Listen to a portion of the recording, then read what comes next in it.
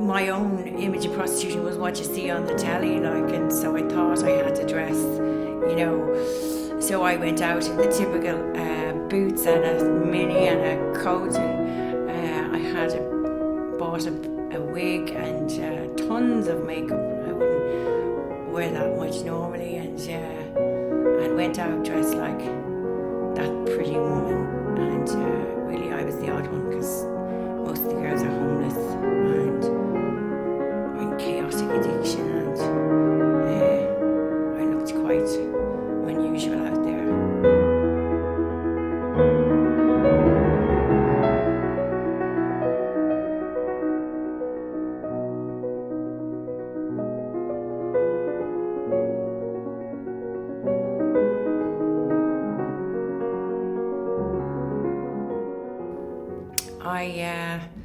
I came from I suppose, a typical middle-class existence. I worked for the health board for 10 years. 8 of those years I was administrator of the first long-stay detox unit for heroin users. And after 8 years,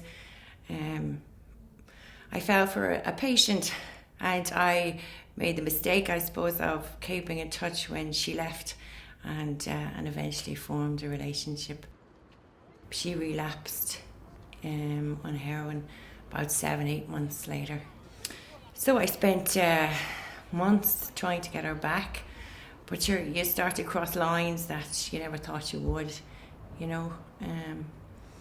Buying methadone on the street for her, running after her. So all of a sudden I was caught up in this madness, and I suppose a bit blind and naive, but I took heroin to sleep one night. I just remember watching her, that piece she had, and I wanted a piece of it. But eventually I did smoke it, and I slept for the first time and properly for months. I felt 100 times better after about 6 or 7 lines, and then I knew I now was a heroin addict, and I didn't quite know how I got there. So I knew a lot of the young girls that had been on the unit had been involved in prostitution, and I figured, you know, it'd only be for a few months. I'll buy methadone, because I didn't think a detox or anything like that was open to me, because I'd worked for the service for all those years. How could I go back and look for help? And pride got in the way as well. But so I did take cocaine that night, and went out. Yeah. So, and you cross the line that night, and yeah, it's very hard to come back from it. And I just walked up and down the street,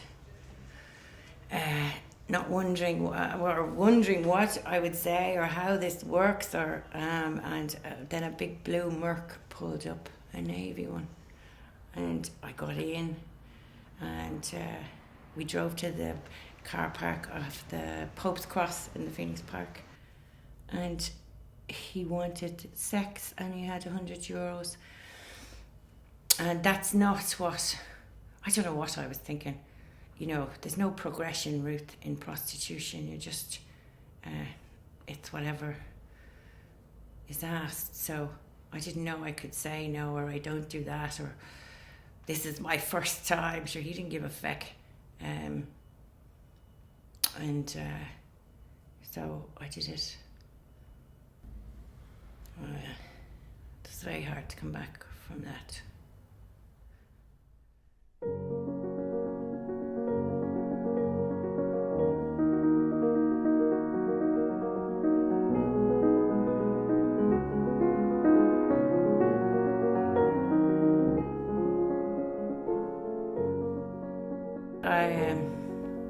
I suffered from disassociation. It was after I was only on the Burlington Road about 5 months or so, and I went to do a Christmas party with a friend of mine. And there was supposed to be 5 men only, but there was 8 men there, and And at first it was pretty, it was this is what we do, this is what we don't do, but it didn't quite work out that way. It did at the start, but they were taking coke and drinking, and I think there was porn on the telly, and everything just got out of hand. And I said I was leaving. We were finished, but then they said, "You're not going anywhere." So they kept us there.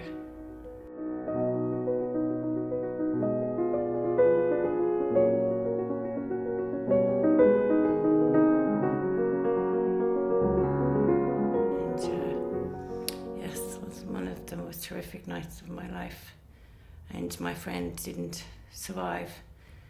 She didn't die that night, but she might as well have. Her drug use just spiraled out of control, and she died alone of a heroin overdose about 2 months later. So for me, I survived because of disassociation. So I now saw the person I was at night, Lucy.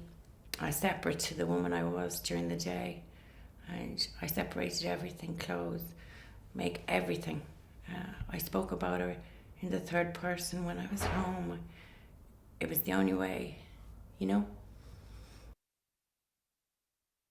My daughter had become quite ill in the early summer of 2010, and so she had to go in for some inpatient care, and during that time she met a social worker, and she took to her, and the social worker, I don't know, after about 2 weeks or so, asked me to come into her office, and I did, and she said to me, "Your daughter's a lot stronger than you think, but I want to know what's life like for you, and what's it like to be out there on the street all alone, and what's it like to be a mother and watch your daughter and feel helpless." And nobody had ever spoken to me. I'd only ever met judgment when it came to my daughter. But I ran out of the office. I didn't quite know how to take her words or where she was coming from or anything, but I don't know, I thought about it, and I went back and I started to talk to her and tell her what it was like to be out there all alone. And so after about 6 weeks, my daughter was coming home, and she said to me, "Do you trust me enough to make a phone call on your behalf?" And I said yes. And she rang my former boss, and they made the decision for me. I was booked into St. Michael's Hospital in Beaumont for a 3-week medical detox, and then I went straight to the Rutland, because I think she could see choices I couldn't. I couldn't see a way out. I couldn't see how I could ever. I knew I had done a lot of damage to my mind psychologically, and I knew heroin was my lifeline, and to remove it, and I didn't think what was left of my sanity would prevail, but it did. She put me into the hands of people who knew what to do, and they did. So that's how I eventually got out. It's been quite an eye-opener really for people.